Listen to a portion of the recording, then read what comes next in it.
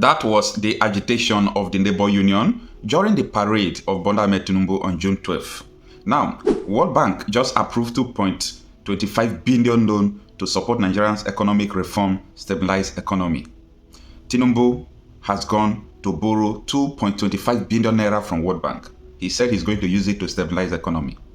I've never seen any government or anyone who uses loan to stabilize economy. Economy is being stabilized when insecurity is being tackled, because we have the human resources, we have everything it takes to stabilize our economy.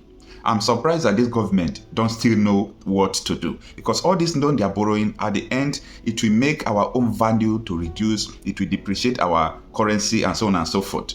Now, let me read the articles for you. Later, we'll go into the details of people who died in pilgrimage, because I don't know whether God in Nigeria is different from God in Jerusalem and Saudi Arabia.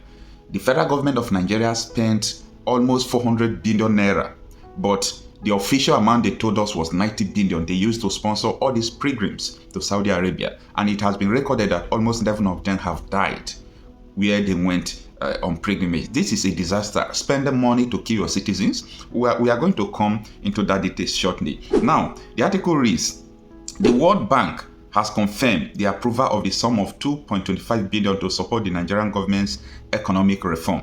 I don't know the kind of reform they are doing anyway.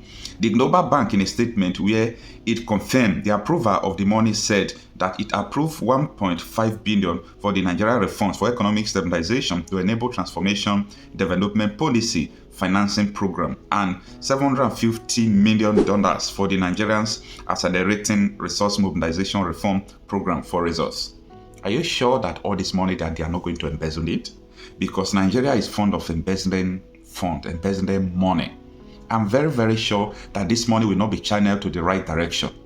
I'm very sure that this money will also be channeled to the areas where we have massive insecurity. I think the only thing the federal government should do to make us feel that they really know what they are doing is to engage in diplomatic talks with other nations to help them to tackle insecurity. Because as far as I'm concerned, Nigeria don't have what it takes to tackle the insecurity that is holistic in Nigeria. Now, the article continues. The combined 2.25 billion package provides immediate financial and technical support to Nigeria's urgent effort to stabilize the economy and scale up support to the poor, most economically at risk.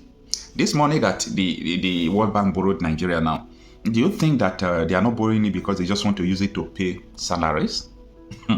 Anyway, according to the interview Mr. Peter Obi had day before yesterday, he was saying that the losses that Nigeria is losing through crude oil, gold, every day is enough to pay even 120,000 minimum wage and so on and so forth. So the government should make sure they tackle those areas if they are not the one perpetrating it.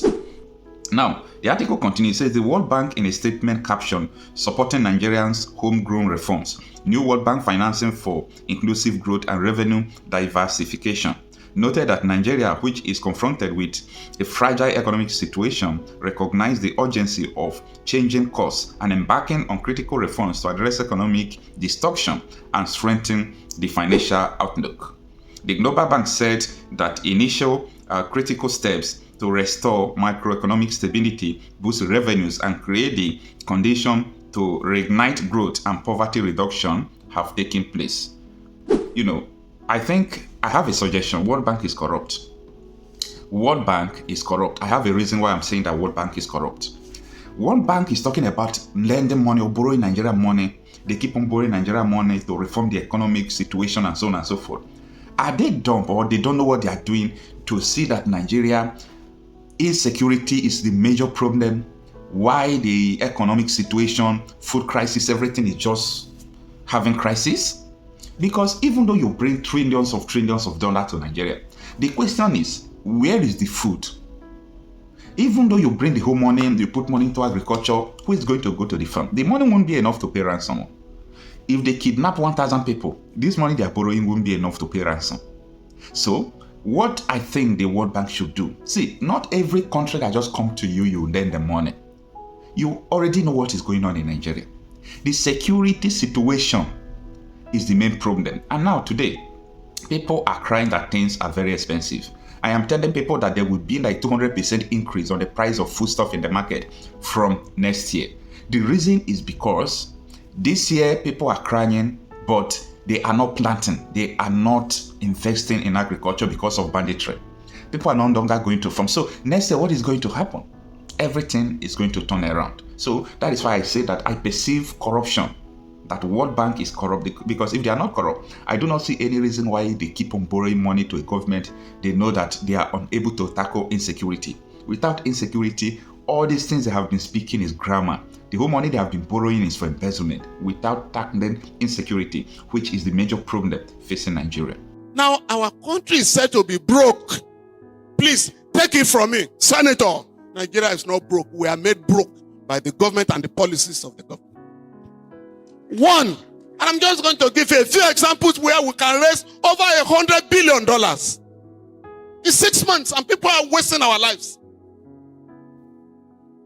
The government has said that fuel subsidy is gone. Today, it's now been admitted that in the last 1 year, 5.4 trillion has been spent on importing fuel subsidy. 5.4 trillion. Two. And why are we importing fuel? Because they collapse our refineries. But the refineries will come on board very soon. Dangote refinery will come. We are also partners of the Dangote refinery.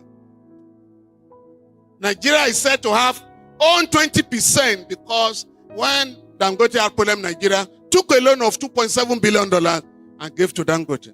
But beyond that, the land, very expansive area, not a dime was paid for it. They call it free economic zone. You take my land, you give it to somebody else. They have not paid compensation, we're in court. Two, all the machinery were imported duty free. The entire machines were imported under the MFLA official rate. So when they say 20%, we are still going to sit down when that refinery takes off. What is our action? Now, let's talk about the issue of pilgrimage. If I have the opportunity to become Nigerian president, one of the first things I will bound right from the first quarter within 3 months is going to Jerusalem, going to Saudi Arabia. How can government be sponsoring religions when the country is in crisis? They are prioritizing pilgrimage that people should go to Saudi Arabia to pray. Of what benefit? Absolutely, it is of no use. It's just pumping money into another country where you are borrowing. And these are the reasons why I'm saying that all these IMF, World Bank, they are so corrupt. You see a country spending money unnecessarily, putting money on pilgrimage, and they are still coming back to borrow billions. The same money they are spending on pilgrimage, and you are still borrowing them. It's so pathetic anyway. And I think people who have lost their life, may their soul rest in peace. It's not their fault. It is ignorance that has betide us, we Nigerians, that is leading to all these things. Going to pilgrimage in Saudi Arabia is not necessary. They can form it where they can be going to pilgrimage in Sokoto, in Nigeria, all those places. Nigeria have everything it takes to be organizing pilgrimage for African countries. Christians must not go to Jerusalem. Muslims must not go to Saudi Arabia. Enough of all these things. Now, it seems that it is federal government that killed her citizens because people went to the pilgrimage sponsored by the government and they died in that process. It's so, I don't know the adjective I will use to qualify it. May their soul rest in peace. Let me know what you think about it.